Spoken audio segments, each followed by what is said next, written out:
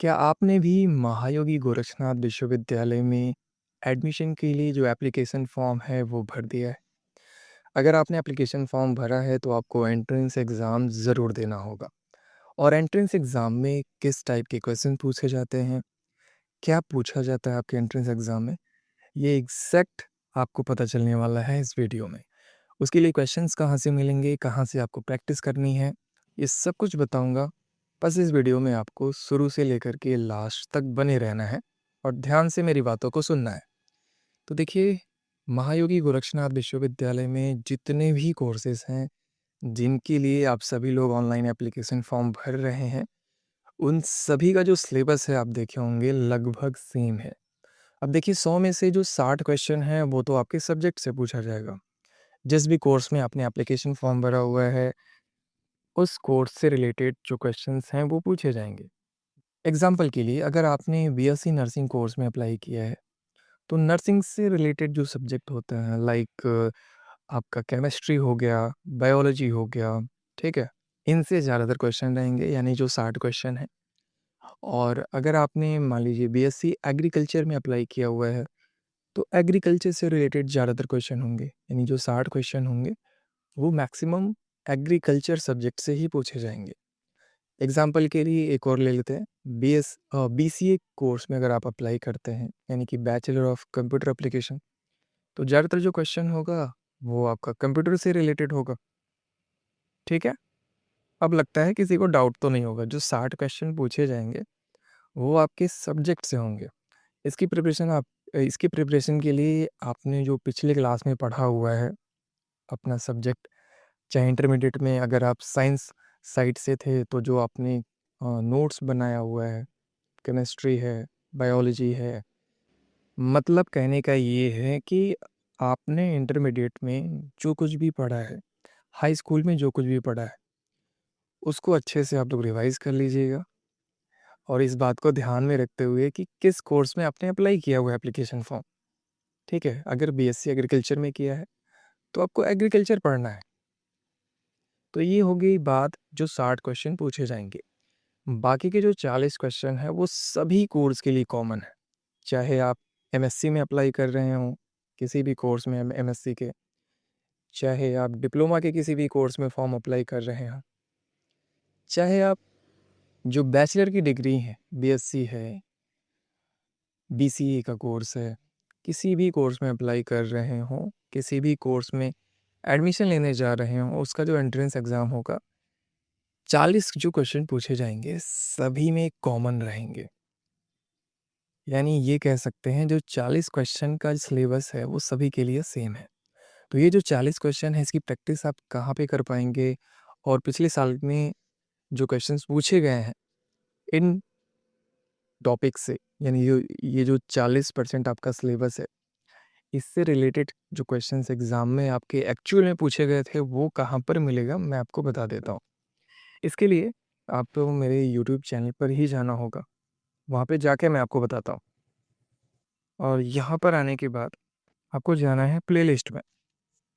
यहाँ पे देखेंगे तो प्लेलिस्ट का एक सेक्शन बना हुआ है, इसमें आप जाएँगे और यहाँ पे जाने के बाद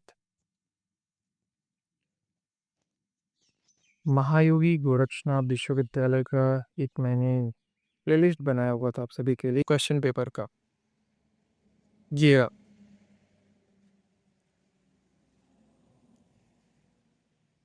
ये रही वो प्लेलिस्ट, ध्यान से। तो ये रही वो प्लेलिस्ट, ध्यान से देख लीजिए, लिखा हुआ है MGUG CET previous year questions sample papers in important MCQs. तो इसमें आपको जाना है, आप देखेंगे टोटल 22 वीडियो हमने ऑलरेडी बनाया हुआ है पिछले कुछ सालों में।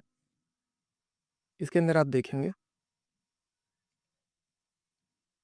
तो पिछले साल के क्वेश्चन पेपर्स जो हुए थे, क्योंकि क्वेश्चन पेपर बाहर नहीं आ पाता है, तो इसमें जो क्वेश्चंस मेंशन किए गए हैं वो स्टूडेंट के द्वारा बताए गए जो क्वेश्चंस हैं उन्हीं को ही इंक्लूड किया गया है और उन्हीं को ही प्रैक्टिस कराया गया है। तो ये हर एक वीडियो को अगर आप लोग देखेंगे तो बहुत ही बेनिफिट होने वाला है। ऐसा मैं क्यों बोल रहा हूँ? क्योंकि जब आप इस वीडियो को प्ले करेंगे, कमेंट में जाके पढ़ेंगे, तो आपको पता चलेगा कि जो भी स्टूडेंट ने एंट्रेंस एग्ज़ाम दे कर के आए हैं, उनका क्या रिएक्शन रहा है। कमेंट पढ़ के ही आपको पता चल जाएगा कि किस तरह का क्वेश्चन एंट्रेंस एग्ज़ाम में पूछा जाता है और इन वीडियोज़ में जो क्वेश्चंस शेयर किए गए हैं, क्या एक्चुअली में आपके एंट्रेंस एग्ज़ाम में पूछा जाता है या नहीं पूछा जाता है। तो वीडियो को देखिएगा, कमेंट को पढ़िए और वहाँ से आइडिया लगाइए कि किस टाइप के क्वेश्चंस आपके एग्ज़ाम में पूछे जाएँगे। ठीक है?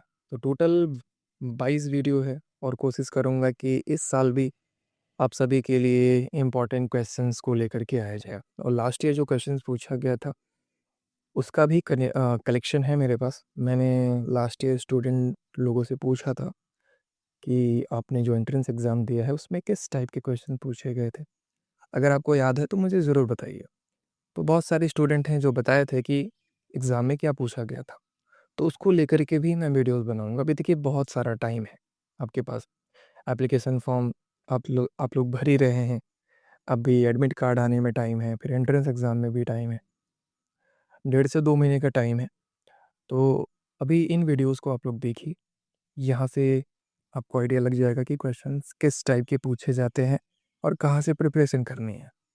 और बीच में मैं सारे क्वेश्चंस को आप सभी के साथ ज़रूर शेयर कर दूँगा ताकि एंट्रेंस एग्ज़ाम में आप सभी की हेल्प हो पाए।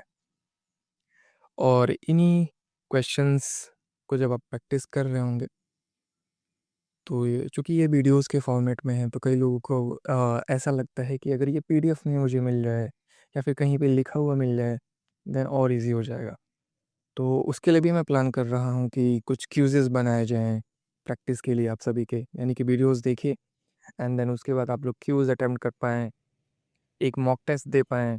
तो वो सारी चीज़ें प्लानिंग हो रही हैं और उम्मीद करते हैं कि जल्द ही आप सभी के सामने वो चीज़ें लेकर के आऊँगा मैं।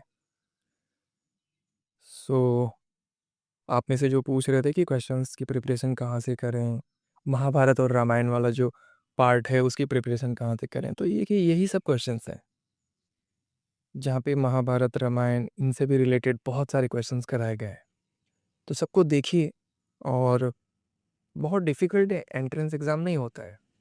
हाँ, कुछ कोर्सेज़ हैं जिसमें नंबर ऑफ़ स्टूडेंट बहुत ज़्यादा हो जाते हैं, तो उसमें थोड़ी प्रॉब्लम हो जाती है। जैसे बीएससी नर्सिंग कोर्स है, सीट 100 है बट पता ही है, जो बीएससी नर्सिंग के स्टूडेंट हैं, ऐसे स्टूडेंट जो बीएससी नर्सिंग कोर्स करना चाहते हैं वो बहुत ज़्यादा है। तो उसमें कॉम्पिटिशन होता है, आसान क्वेश्चन पूछा ही जाता है, लेकिन वो जो आसान है वो सबके लिए आसान है। तो इसलिए कुछ प्रॉब्लम्स होती हैं और एडमिशन लेने में प्रॉब्लम होती है। बट कुछ यहाँ पे कोर्सेज़ हैं जिसमें कॉम्पिटिशन ना के बराबर है। अगर आप देखेंगे बीएससी एग्रीकल्चर है, ठीक है? या फिर और भी जो कोर्सेज़ यहाँ पर हैं, उसमें कॉम्पिटिशन बहुत कम है। कुछ फेमस वाले कोर्सेज़ को छोड़ दिया जाए तो। सो ये जो वीडियो थी कि आपको प्रैक्टिस कहाँ से करनी है, उस पे थी, तो इसमें ज़्यादा डिस्कस नहीं करेंगे और टॉपिक्स पे। तो आपकी जो क्वेश्चन थी कि आपको प्रैक्टिस कहाँ से करना है, क्वेश्चंस कहाँ से मिलेंगे, तो उसका जवाब मैंने दे दिया है। चैनल पे जाइए, प्लेलिस्ट बना हुआ है, वहाँ से प्रिपरेशन कीजिए। अ, खुद का भी दिमाग लगाइए कि वहाँ पे जो क्वेश्चंस दिए गए हैं, स्टूडेंट जो कमेंट में बोल रहे हैं, उसके अकॉर्डिंग क्वेश्चंस कहाँ से बन सकता है। किसी दूसरे पे डिपेंड मत रहिए कि दूसरा आदमी मुझे बताएगा। आपके पास खुद का माइंड है, को यूज़ कीजिए। देखिए कि किस तरह के क्वेश्चंस पूछे गए थे लास्ट ईयर या उसके पहले या फिर उसके पहले, और वहाँ से खुद एनालाइज़ करके क्वेश्चंस को ढूँढिए अलग-अलग जगह से। आपके पास सब कुछ है आज, इंटरनेट है, एक्सेस है किसी भी वेबसाइट का, तो आप बस सर्च करिए और इम्पोर्टेंट क्वेश्चंस को ढूँढ करके उसकी प्रैक्टिस कीजिए। अगर इसके बाद भी अगर आपके मन में कोई डाउट है सिलेबस को लेकर के, जो एग्ज़ाम में क्वेश्चंस पूछे जाते हैं, अभी नहीं, इन वीडियोज़ को देखने के बाद, उसकी बात कर रहा हूँ मैं। पहले इन वीडियोज़ को देखिए और उसके बाद अगर आपको कोई डाउट होता है, तो ज़रूर बताइएगा। इंस्टाग्राम का जो लिंक है इसी वीडियो के डिस्क्रिप्शन बॉक्स में दिया मैंने, वहाँ पे बताइए अपनी बात। क्या होता है ना, वहाँ पे पर्सनली इंसान बात कर सकता है। यहाँ चैट में क्या है कि आप कुछ पूछते हैं एंड देन अगर मैं बोल के बताना चाहूँ, क्योंकि हर एक चीज़ें लिखने में थोड़ा-सा इरिटेटिंग लगता है। ऐसे लिख कर के रिप्लाई देना या फिर पूरी बात कह नहीं पाता है इंसान। तो अगर वहाँ पे पूछते हैं देन मैं ऐसे रिप्लाई भी दे देता हूँ वॉइस के साथ, तो चीज़ें अच्छे से समझ में आ जाता है। तो ठीक है, बस वीडियो को यहाँ पे ख़त्म करते हैं और बहुत ही जल्द मिलते हैं अपने एक नए वीडियो में, एक नए टॉपिक के साथ। तब तक के लिए wish you all the best.